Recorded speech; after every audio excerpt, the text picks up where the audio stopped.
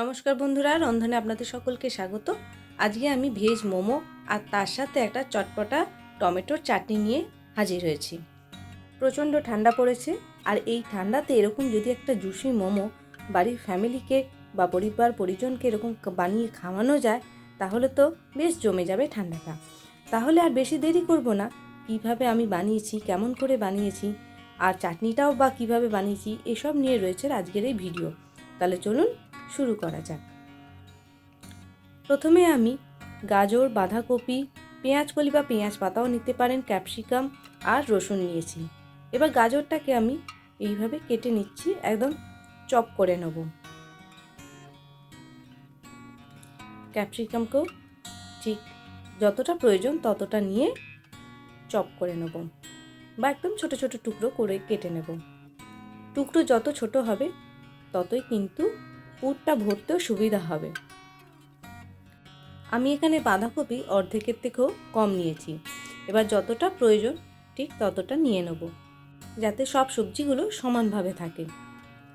আমি এখানে পেঁয়াজ কলি পাই, তাই পেঁয়াজ পাতা ব্যবহার করেছি। আর এখানে 4টে রসুন নিয়েছি, খুব বেশি রসুনের কোয়া নেব না। আর 2টো কাঁচা লঙ্কা, আপনারা ঝালটা নিজেদের পছন্দ মতন নেবেন। এই দেখুন, পেঁয়াজ পাতা কাটা রয়েছে, ক্যাপসিকাম, গাজর, রসুন, কাঁচা লঙ্কা আর বাঁধাকপি এইভাবে আমি চপ করে নিয়েছি। এবার একটা পাত্রতে সব কটা সবজি একে একে মিক্সড করে দেব। আর যেটা বেশি ভাগ কাটা হয়নি বা বড় রয়ে গেছে সেটা বাদ দিয়ে দেব। অনেক সময় আমরা চপ করতে পারছি না, তখন ছোট টুকরো কেটে মিক্সচার গ্রাইন্ডারে একবার ঘুরিয়ে নিলেই হয়ে যাবে। 1 থেকে 2 বার ঘুরিয়ে যদি নেওয়া যায় তাহলে দেখবেন চপ হয়ে যাচ্ছে। এবার আমি স্বাদ মতো নুন দিয়ে 20 থেকে 30 মিনিট ঢাকা দিয়ে রেখে দেবো, যাতে এক্সট্রা জলটা বেরিয়ে যায়। এবার আমি 2 কাপ ময়দা আর তার সাথে হাফ কাপ আটা দিলাম, যাতে পাতলা বেলতে সুবিধা হয়। মোমো যত পাতলা বেলা যায় ততই এর স্বাদ বাড়ে। এবার আমি আটা ময়দাতে স্বাদ মতো নুন দিলাম, দিয়ে ভালো করে মিক্সড করে নিলাম। দিয়ে এবার অল্প 1 চা চামচের মতন সাদা তেল দিলাম বা রিফাইন্ড অয়েল দিলাম। দিয়ে এবার অল্প অল্প জল দিয়ে একটা ডো তৈরি করে নেব।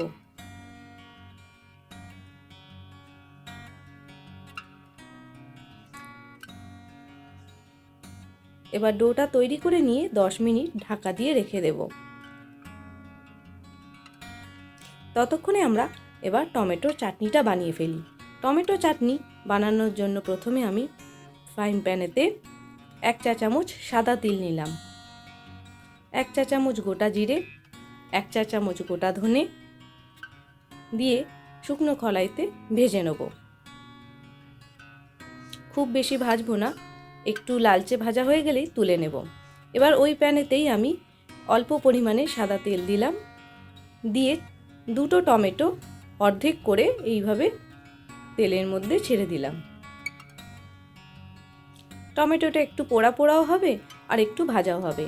তার সাথে 2টো শুকনো লঙ্কা আর নিলাম 4টে রসুনের কোয়া দিয়ে একটু ভেজে নেব। আপনারা হয়তো অনেক রকমই টমেটো চাটনি করে থাকতে পারেন, একবার এইভাবে টমেটো চাটনিটা করে দেখতে পারেন, খুব সুন্দর খেতে হয়। এই দেখুন, এবার একটু পোড়া পোড়া হয়ে গেলেই আমি ভেজে তুলে নেব।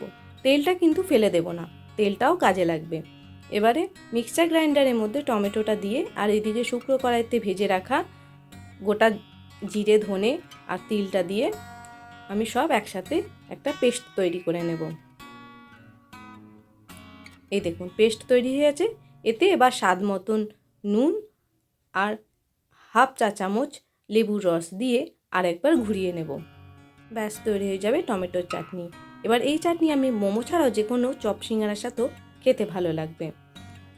এবার ময়দার ডোটাও রেডি হয়ে গেছে, আর এদিকে আমি ভেজিটেবিলের জলটাও ঝরিয়ে রেখেছি। এবার ডোটা থেকে অল্প অল্প করে কেটে ছোট ছোট লেচি করে নেব। আমি আপনাদের 2 রকম প্রসেসেই মোমো বানানো দেখিয়ে দেব। প্রথমে অল্প একটু আটা দিয়ে দিলাম, বা ময়দাও দিতে পারেন, দিয়ে ছোট্ট ছোট্ট একদম লেচি কাটবেন। আর কারণ যতটা পাতলা বেলবো ততই এর টেস্ট বাড়বে, তাই একদম ছোট্ট কাটবেন। কেটে একদম পাতলা করে বেলতে হবে। দেখুন, একটু বড় রাখলে সুবিধা হয় ভাঁজ করতে, আর দেখতেও সুন্দর লাগে। এইভাবে আমি সবকটা লুচির থেকেও পাতলা হবে এরকমভাবে বেলে নেব। আর যারা ধরুন বেলতে পারেন না, তারা একটা লম্বা বেলে এরকম বাটির সাহায্যে কেটে নিতে পারেন, তাতেও হবে।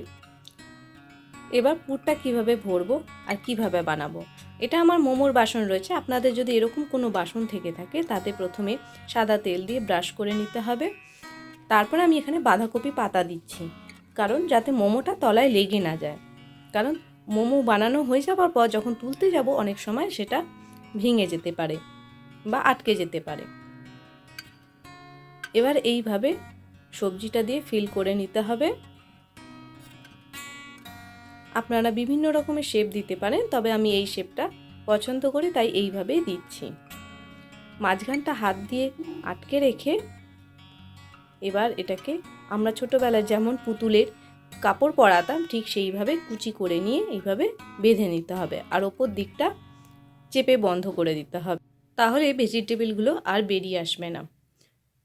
এবার অপর দিকটাও ঠিক এইভাবেই কুচি করে করে নিয়ে যেতে হবে। আমি এটা আপনাদের আস্তে করে দেখিয়ে দিচ্ছি স্লো মোশনে, যাতে আপনারা এইভাবে বানিয়ে নিতে পারেন। দেখুন, আমি আরেকটা আপনাদের বানিয়ে দেখিয়ে দিচ্ছি।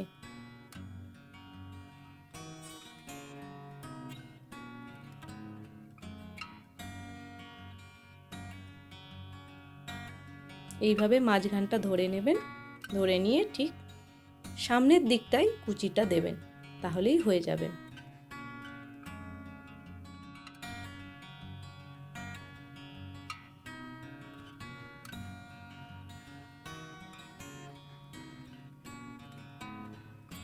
আর উপর দিকটা এইভাবে চেপে বন্ধ করে দিলেই আর খুলবে না।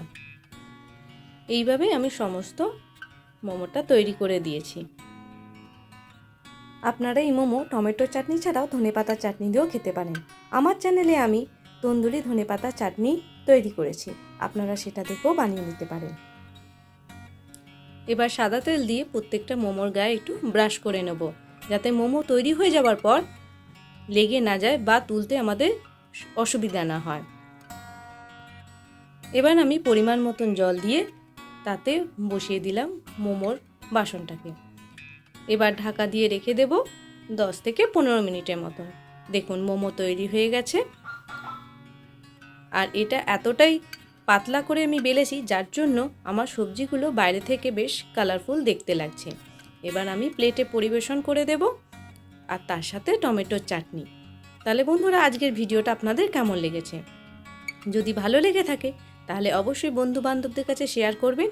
আর যারা আমার চ্যানেলকে নতুন দেখছেন, তাদের কাছে অনুরোধ রইল চ্যানেলটিকে সাবস্ক্রাইব করে দেওয়ার জন্য। আর আমি একটু ঝাল পছন্দ করি, তাই ওপর থেকে একটু চিলি ফ্লেক্স ছড়িয়ে দিলাম। তাহলে বন্ধুরা, দেখতে পেলেন কত সহজেই এরকম জুসি মোমো আর তার সাথে টমেটো চাটনি তৈরি করে নেওয়া যায়। তাহলে আপনারা করছেন তো? আর করে আমাকে অবশ্যই কমেন্ট বক্সে লিখে জানাবেন কেমন খেতে হয়েছে। আর যদি আজকের ভিডিওটা আপনাদের ভালো লেগে থাকে, তাহলে বন্ধুরা অবশ্যই একটা লাইক করে দেবেন। তাহলে আজকে এই পর্যন্তই, পরবর্তীকালে আবার কোনো নতুন ভিডিও নিয়ে হাজির হব। ততক্ষণের জন্য বিদায় নিচ্ছি। আপনারা সবাই ভালো থাকবেন, সুস্থ থাকবেন, সাবধানে থাকবেন। ধন্যবাদ।